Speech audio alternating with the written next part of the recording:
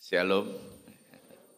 Puji Tuhan, Bapak Ibu Saudara sekalian, kita boleh melewati sepanjang tahun ini. Ini adalah minggu terakhir di tahun 2024.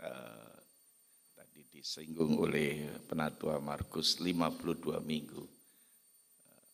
Perjalanan yang kita lewati dalam segala musim. Kita percaya Tuhan yang El Shaddai tadi yang menyertai kita. Amin. Saya bersyukur Bapak Ibu mengakhiri tahun ini ada di rumah Tuhan. Kita akan berdoa, menyerahkan perjalanan kita selanjutnya. Dan kita terus mengikut Tuhan, melangkah bersama Tuhan. Saudara sekalian, dalam perikop kita, ini masih dalam suasana Natal, saya sengaja memilih dari sebuah nyanyian pujian Maria, saudara. Saudara sekalian, pemimpin-pemimpin yang terkenal itu di samping para politikus, ya seorang tokoh-tokoh politik, saudara, itu ada orang yang terkenal, yang mudah populer, saudara, populer. Sebagai kalangan muda banyak sekali mengagumi tokoh-tokoh yang terkenal seperti itu, saudara. Tapi juga di samping tokoh-tokoh politik, saudara, yaitu penyanyi, saudara. Saya punya teman-teman nih, ada grupnya dulu namanya sampai sekarang Ucok dan teman-teman nih SDG, ya Cliff. Solidio Gloria, amin. Artinya segala kemuliaan bagi nama Tuhan, SDG. Nah, saudara sekalian, kelompok-kelompok pujian, penyanyi-penyanyi di kalangan muda itu banyak sekali, saudara. Bahkan di kalangan ibu-ibu, pria, wanita, saudara. Di zaman dahulu sampai sekarang, saudara, saya masih teringat dengan grup band BTS, saudara, itu grup band yang besar, yang sangat dikagumi, saudara, oleh banyak orang, saudara. Sangat berpengaruh dalam kehidupan, saudara. Nah, saudara-saudara, berapa waktu yang lalu, saudara, saya punya cucu itu nyanyi Oppa Gangnam Style. Wah, saya luar biasa. 3 tahun, wah ini Oppa Gangnam Style itu populer, saudara. Bukan hanya di Australia, di Indonesia, di Eropa, di Amerika. Kalau sudah terus di YouTube tuh ratusan juta yang ngikuti Oppa Gangnam Style, Oppa Gangnam Style. Saudara, itu nyanyian-nyanyian yang sangat digandrungi, disenangi oleh banyak orang, saudara-saudara. Saudara, kita sebagai orang Kristen, saudara, kita harus mengakui lagu-lagu pujian, nyanyian itu sangat mempengaruhi kehidupan. Sangat mempengaruhi kehidupan kita, saudara. Saudara, ada lagu-lagu rohani yang tentunya, saudara-saudara, di dalam setiap momen kehidupan kita, lagu-lagu rohani itu diciptakan dalam satu konteks, dalam satu momen-momen kehidupan. Ada momen di mana dalam suasana sukacita, sukaria, saudara. Ini momen-momen yang kita alami diselingi dengan lagu-lagu yang demikian, saudara. Demikian juga ada saat-saat di mana kita sedih, kita susah, kita mengalami berbagai macam pergumulan, saudara. Lagu yang favorit yang saya sering kali dengarkan di rekaman di USB mobil saya adalah lagu In Christ Alone. Lagu yang sangat meneguhkan, menguatkan kita. Hanya di dalam Kristus. Dan lagu yang populer sekali dari zaman saya, anak-anak sampai sekarang, saudara-saudara, lagu yang gak pernah punah, yaitu Amazing Grace. Sangat besar anugerah. Nah, Bapak Ibu Saudara sekalian, perikop kita hari ini kita melihat ada sebuah nyanyian Maria. Nyanyian yang diungkapkan dalam bentuk ucapan syukur.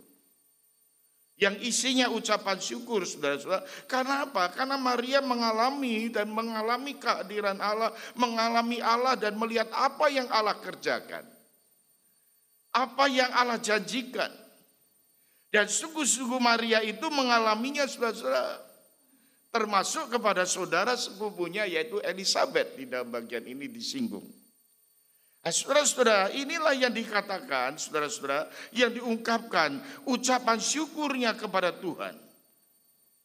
Ada satu hati yang melonjak atau ucapan syukur kepada Tuhan dalam satu bentuk pujian, dalam bentuk puji-pujian, saudara. Saudara, lagu inilah, saudara-saudara, biasa disebut sebagai Magnificat. Lagu Magnificat, nyanyian pujian ini yang kita bisa lihat dari ayat 46 sampai ayat yang ke-56, saudara-saudara. Yang pertama, saudara-saudara, kalau saudara memperhatikan ayat 46 sampai ayat yang ke-49, saudara, itu merupakan pujian Maria kepada Allah. Pujian Maria kepada Allah yang berkarya dalam hidupnya, saudara-saudara. Maria mengatakan di ayat yang ke-49, jiwaku memuliakan Tuhan, dikata di sana. Selanjutnya, hatiku bergembira karena Allah juru selamatku. Jadi ini adalah satu pujian, saudara-saudara, yang keluar dari hati Maria, yang keluar dari lubuk yang paling dalam jiwa manusia ini, saudara. Ada kesukacitaan yang terus ditemukan oleh Maria. Yaitu apa, saudara? Yaitu janji Tuhan yang digenapi itu. Janji Tuhan yang tergenapi, saudara. Ada perkataan Tuhan yang terjadi dalam kehidupan Maria. Demikian juga dalam kehidupan Elizabeth. Sehingga ia memuji Tuhan dalam hatinya dengan penuh ucapan syukur, saudara. Ayat yang selanjutnya dikatakan di ayat yang ke-49. Karena Allah yang maha, ayat yang ke-49 dikatakan, karena Allah yang maha kuasa telah melakukan perbuatan-perbuatan besar kepadaku. Dan namanya adalah kudus. Saudara-saudara perhatikan, saudara-saudara, ketika hati Maria itu penuh pujian, ayat 48 tadi karena Allah itu memperhatikan kerendahan hambanya. Dan dia melihat perbuatan Allah yang begitu dahsyat. Maria menyadari, melihat satu kebenaran, yaitu anugerah Tuhan yang diterimanya, saudara. Ada kasih karunia Tuhan yang dia boleh mengalaminya, saudara. Saudara, kita bisa melihat, saudara-saudara, bagaimana Maria ini bisa mengalami demikian. Dan dia menyadari karena dia dipilih dari sekian wanita, sekian perempuan, sekian gadis, untuk masuk dalam rencana Allah.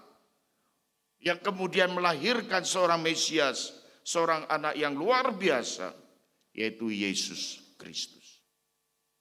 Anugerah dari Tuhan bukan karena kebaikan dia, saudara-saudara. Bukan karena kebaikan daripada Maria, bukan karena posisi statusnya, saudara, tinggi atau kayanya dia, bukan itu. Tetapi ini semata-mata pilihan Allah. Ini adalah anugerah Tuhan. Allah yang memberikan anugerahnya kepada Maria itu. Dan Allah yang memberikan Maria itu anugerah untuk Maria masuk dalam satu rencana Allah yang besar. Yaitu menurunkan Sang Mesias. Oh, luar biasa, saudara. Nah, saudara perhatikan, dia mengatakan Tuhan memperhatikan kerendahan hambanya.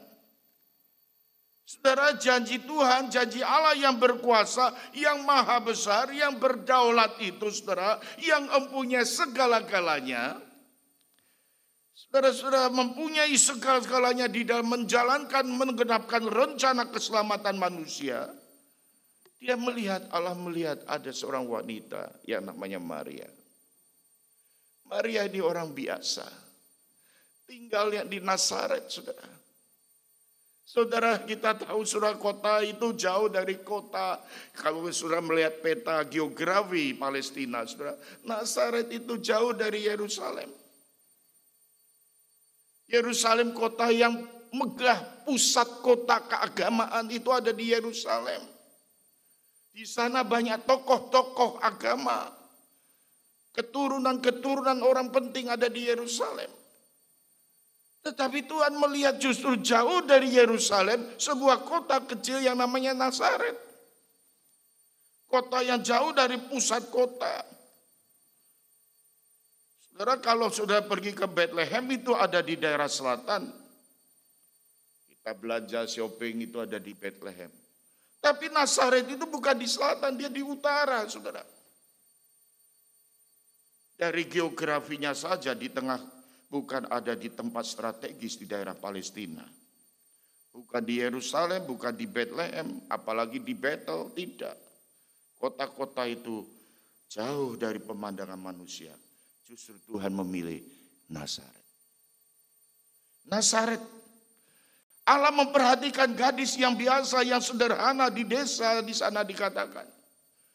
Tetapi anugerah Tuhan itu datang. Allah yang berkuasa, yang maha kuasa tadi, Allah yang memiliki seluruh bumi ini, justru Allah memperhatikan saudara-saudara di tengah-tengah daerah yang terpencil itu, yang jauh itu, saudara, ada seorang wanita, gadis yang bernama Maria. Inilah kenapa Maria berkata, orang yang rendah. Aku orang yang kecil, orang yang biasa, saudara. Maria, Tuhan memperhatikan kerendahan hambanya. Maria menyadari ini, Tuhan memperhatikan hambanya. Tuhan memperhatikan aku, Tuhan memperhatikan diriku. Sehingga mulai dari sekarang dikatakan, aku berbahagia. Maria berkata, aku berbahagia karena yang Allah Maha Kudus melakukan perbuatan yang besar, dikatakan saudara. Mulai dari sekarang orang-orang akan menyebut aku berbahagia. Bukankah ini yang terjadi pada hari-hari ini?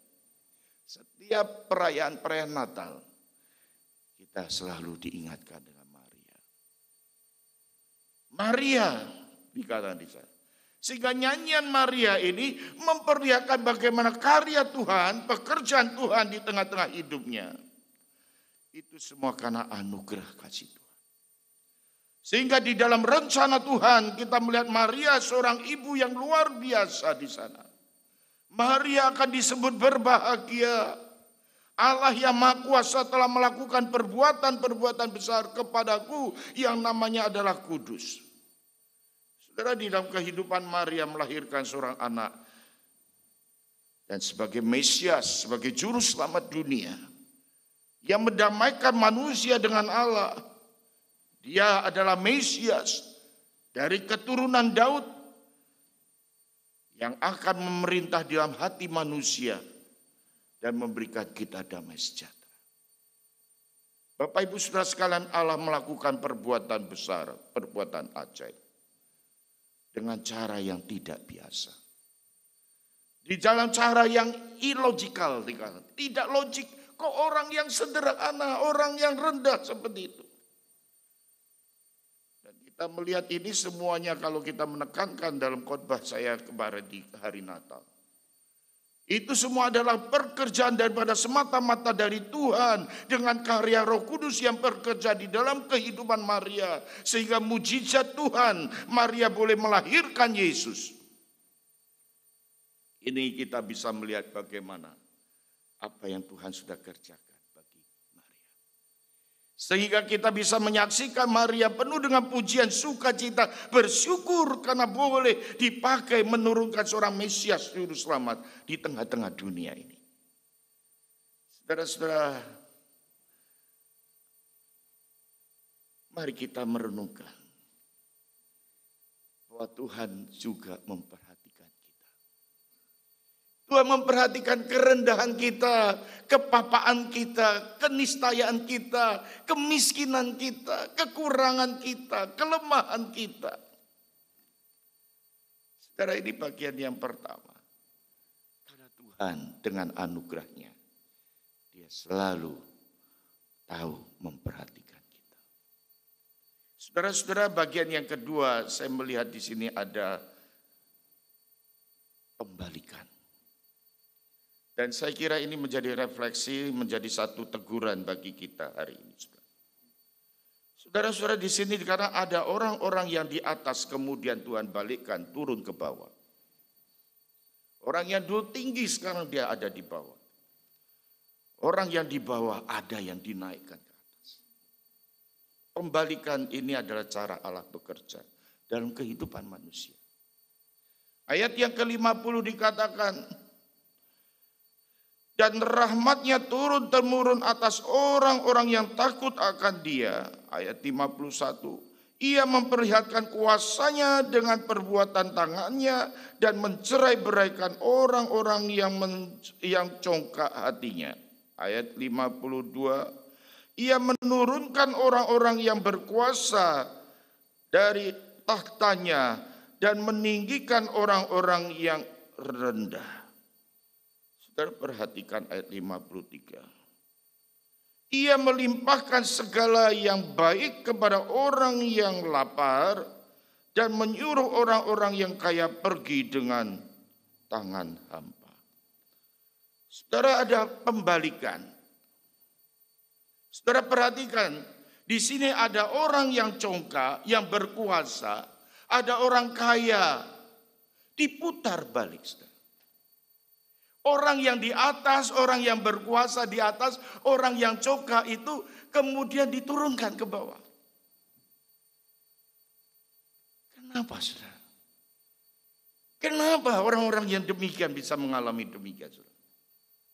Saudara, orang yang congkak, orang yang sombong itu, dalam kitab Amsal, kalau saudara memperhatikan kitab Pengkhotbah dan kitab Amsal itu kitab yang penuh dengan filsafat hidup. Saudara memperhatikan dalam kitab Amsal dikatakan orang yang congkak yang menganggap bahwa Allah tidak perlu campur tangan di dalam kehidupannya. Tidak perlu mengatur di dalam hidup saya. Orang yang demikian, orang yang congkak yang menganggap bahwa saya bisa mengatur hidup saya sendiri tanpa bantuan Tuhan dan sebagainya. Orang yang congkak yang seperti itu tidak mau dan tidak bersedia Allah menolongnya. Saudara-saudara, Allah itu besar, saudara. Allah itu dahsyat, saudara. Tetapi ada orang yang congkak, orang yang sombong yang menganggap aku tidak perlu Tuhan. Karena aku bisa melakukan dengan uangku, aku bisa melakukan dengan kuasaku, aku bisa melakukan dengan kepintaranku, aku bisa melakukan dengan kekuatanku. Saudara, bukan hanya tidak mau, tapi orang congkak itu tidak bergantung, tidak percaya. Saudara-saudara, dia anggap dalam hidupnya punya kekuatan, punya harta, punya kuasa, sudah punya segala-galanya, bisa mengatur hidupnya sendiri. Saudara sekalian, saya berpikir, saya merenungkan di dalam dunia ini, kenyataan seperti ini sering kita saksikan.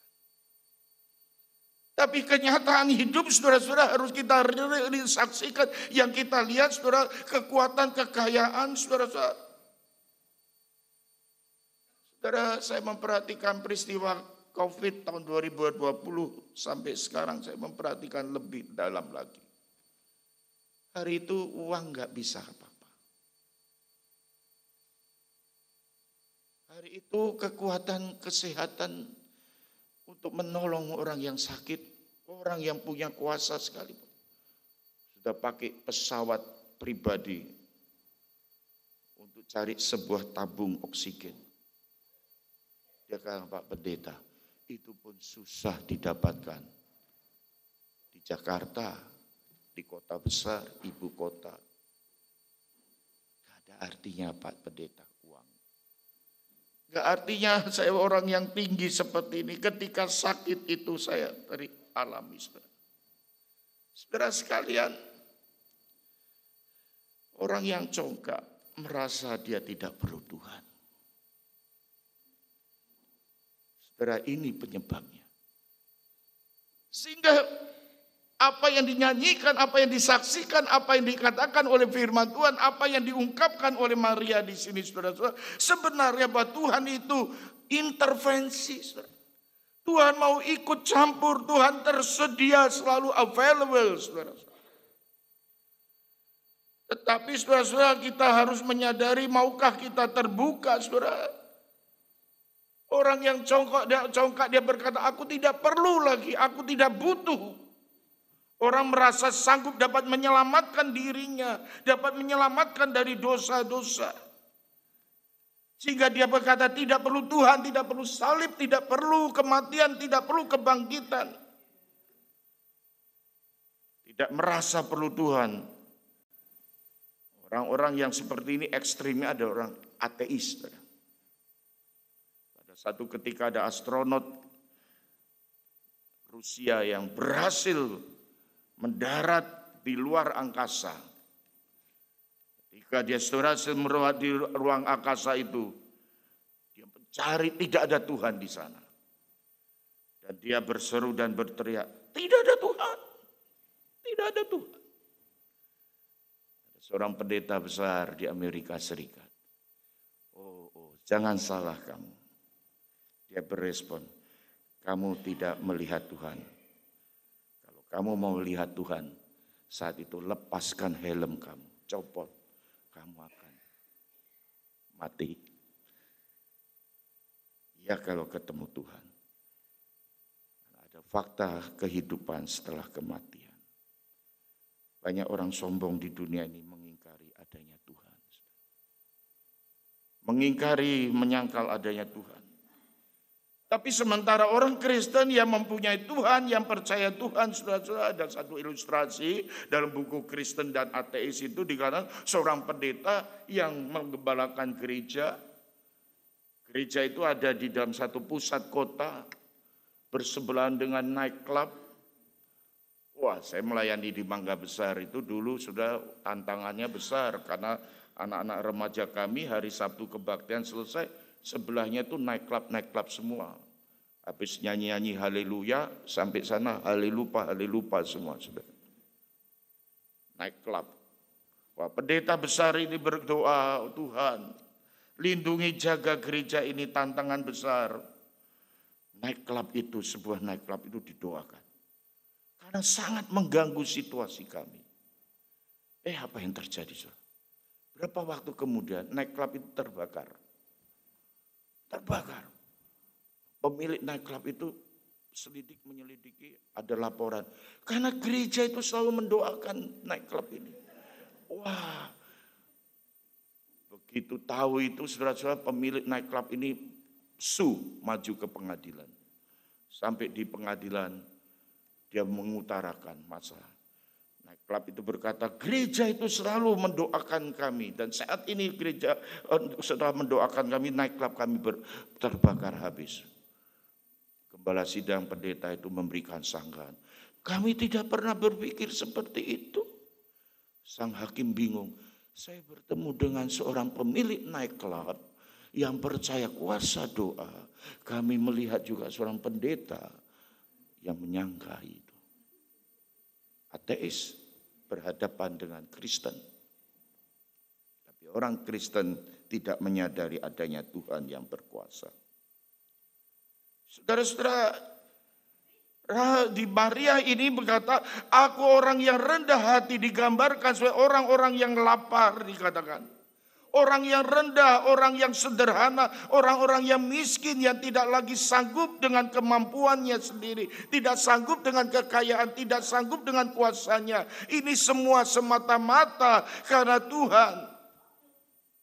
Maka saudara, pentingnya bersandar pada Tuhan di dalam segala kehidupan kita ini. Orang yang rendah demikian, yang menyadari, orang yang rendah dan menyadari dia lari kepada Tuhan, saudara. Dan berseru kepada Tuhan. Memohon kepada Tuhan. Dan Tuhan memperhatikan orang-orang yang demikian. Orang-orang yang rendah, yang membutuhkan Tuhan. Dan dikatakan Allah juga mendudukkan pada posisi yang tinggi sebaliknya. Ini yang saya katakan pembalikan tadi. Yang tinggi direndahkan, yang rendah ditinggikan. Saudara-saudara yang dikasihi Tuhan, kehidupan itu seperti roda, betul. Dan kita hati-hati, saudara, ada segmen-segmen, aspek-aspek kehidupan manusia ini. Dari awal kejatuhan manusia di dalam dunia ini, di dalam dosa, saudara. Itu ada penyebabnya satu, saudara. Kesombongan. Kesombongan. Kecongkaan itu yang menjadikan, yang melahirkan pertentangan dengan Allah. Di Matius pasal 23, kalau saudara membaca terus di dalam Injil, saudara, menarik sekali. Sampai pada tanda-tanda akhir zaman ini, banyak orang-orang yang congkak seperti itu. Bahkan pada masa kelahiran Yesus, saudara-saudara, orang yang menentang Yesus itu justru datang dari kalangan agama, saudara-saudara. Yang heran bagi kita, saudara, datang dari kaum religius. Saudara perhatikan, saudara, siapa yang menentang kelahiran Yesus? Siapa yang tidak percaya bahwa Yesus sang Mesias? Justru saudara melihat hari itu saudara-saudara, orang-orang yang tahu aturan agama, tahu tentang kode, tahu tata gereja. Kalau hari ini tahu undang-undang, saudara-saudara. Ahli Taurat, Farisi, itu orang tahu semua agama, saudara. Tapi justru dia menentang Allah. Dia berkata, bunuh bayi itu melalui Herodes, saudara-saudara. Pemimpin-pemimpin agama ini apa akarnya? Dia merasakan sudah cukup saleh. Enggak butuh anugerah Tuhan. Dia merasa kuat untuk melakukan aturan-aturan Tuhan. Sehingga dia mengatakan tidak perlu anugerah Tuhan. Orang-orang yang demikian tidak membutuhkan Tuhan campur tangan dalam hidupnya. Dia anggap dia sanggup melakukan perintah-perintah Tuhan. Saya bisa, yes I can.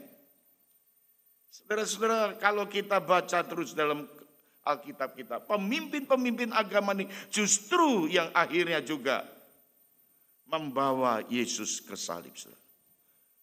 Mereka ada di mana? Di Yerusalem, kota besar, pusat keagamaan. Orang-orang ahli-ahli Alkitab, saudara-saudara. Justru mereka yang menentang pelayanan pekerjaan Tuhan. Siapa yang menerima Yesus? Kembalikan, saudara-saudara, justru pemungut cukai. Pemungut cukai itu orang berdosa.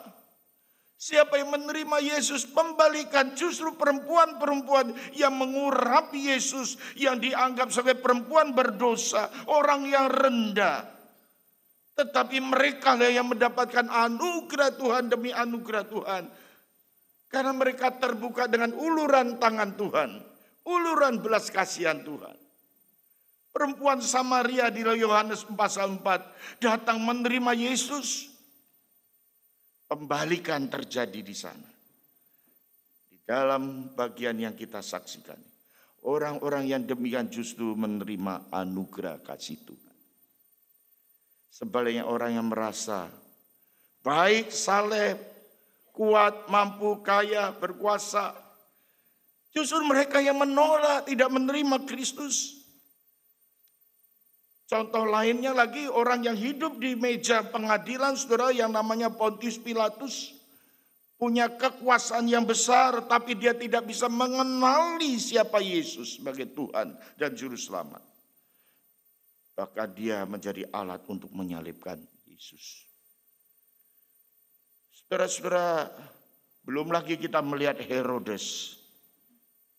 Pertanyaan bagi kita itu seperti siapa?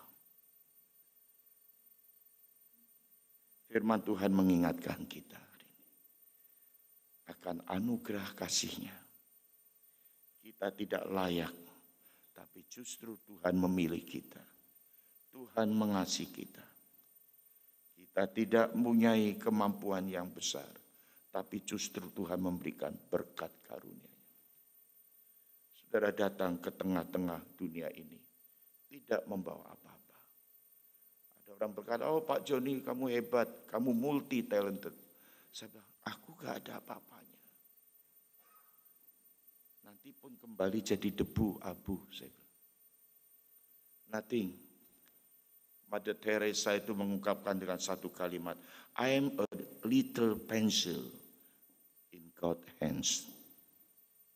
He does everything and sometimes it is a broken pencil. And he has to suffer a little more. I am little pencil in God's hands. Saya pensil yang kecil. Waktu saudara kita di kelas-kelas primary di SD, sekolah dasar, di sekolah preschool sebelum sekolah, pegang pensil masih belum mampu. Kita jadi pensil kecil dikatakan Mother Teresa. Pensil yang sederhana. Tetapi pensil itu kalau ada di God's hands, dia ada di tangan Tuhan. Saudara-saudara, pensil ini bisa melakukan perkara-perkara yang besar. Saudara, kita tidak boleh menyerah menghadapi tantangan hidup hari ini. Mari kita menjadi Maria-Maria yang menyadari adanya anugerah Tuhan. Orang yang bersyukur bukan orang yang sebaliknya yang menentang Kristus. Firman Tuhan mengingatkan anugerah Tuhan, kita tidak layak, Dia melayakkan kita. Pada waktu Tuhan menunjukkan kasih-Nya, Ia betul-betul anugerah kasih karunia itu datang kepadanya. Bukan hanya kepada Maria, tetapi ini juga kepada Elisabet sebagai pasangan hidup dengan Zakaria yang menantikan anak sekian lama. Dia seorang imam, istri imam, saudara-saudara. Tiap hari bekerja, bahkan menunggu giliran untuk membakar ukupan, saudara-saudara. Dia berdoa, enggak datang kunjung doa dijawab, saudara. Satu waktu malaikat Tuhan datang kepada Elisabet. Engkau akan melahirkan seorang anak. Dan anak itu diberi nama Yohanes Pembaptis. Itu perikop berikutnya. Saudara, inilah yang dilihat oleh Maria. Bagaimana janji Tuhan yang tergenapi. Janji Tuhan yang hidup. Karena orang percaya, orang beriman, hidup karena iman. Iman kepada Kristus, iman kepada Tuhan yang berjanji. Dan Dia yang akan menggenapinya. Masa depan kita, bahkan kita akan memasuki tahun yang baru, minggu yang akan datang di tahun 2025. Mari kita menyerahkan diri kita pada Tuhan. Kita butuh Tuhan selalu. Amin. Tanpa Tuhan kita tidak mampu. Tanpa aku Tuhan tidak mau. Ini ungkapan Agustinus yang luar biasa. Tanpa Tuhan aku enggak mampu. Tapi tanpa aku Tuhan enggak mau. Tuhan mau kita bersama-sama menjadi pensil-pensil yang di tangan Tuhan. Untuk melakukan pekerjaan-pekerjaannya. Dengan karya-karya yang besar yang Tuhan sudah sediakan. Tanpa Tuhan aku enggak mampu, tanpa aku Tuhan enggak mau. Mari kita ungkapkan sama-sama. 1, 2, 3. Tanpa Tuhan aku enggak mampu, tanpa aku Tuhan enggak mau. 1 kali lagi. 1, 2, 3. Tanpa Tuhan, tanpa aku. Puji Tuhan. Selamat masuk tahun 2025. Saya mohon pamit 2 minggu.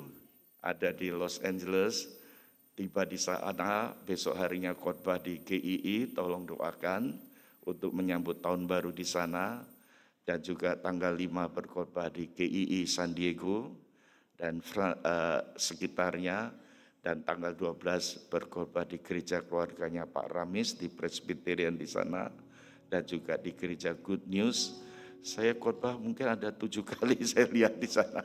Udah enggak cuti saya bilang nih. Ya teman-teman bilang tolonglah sharing sama-sama. Ya saya bilang mewakili jemaat IPC. Kami ingin bersama dengan gereja-gereja di seluruh daerah diaspora. Dan doakan perjalanan kami, saya dengan Ibu Lilan. Dan kali ini saya mau sedikit ada waktu dengan 2 anak saya yang masih berjaga, yaitu Johan dan juga Josiah, untuk ngomong-ngomong. Mereka sudah komplain, banyak komplain. Papa enggak pernah ngomong-ngomong sama kami.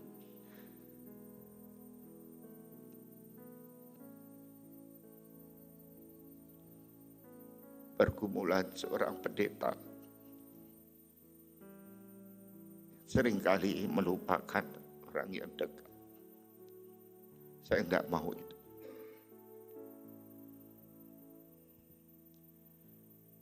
Mari kita belajar di dalam kelemahan kita. Kita mau menjadi little pencil in God's hand. Berserah penuh pada Tuhan. Jangan sombong. Jangan menganggap aku bisa. Semua karena anugerah Tuhan. Amin. Ku tak tawakan hari esok. Lagu ini banyak menginspirasi setiap di akhir tahun dan tahun yang baru. Saya selalu menyanyikan ini bersama jemaat. Tak ku tahukan hari esok, KJ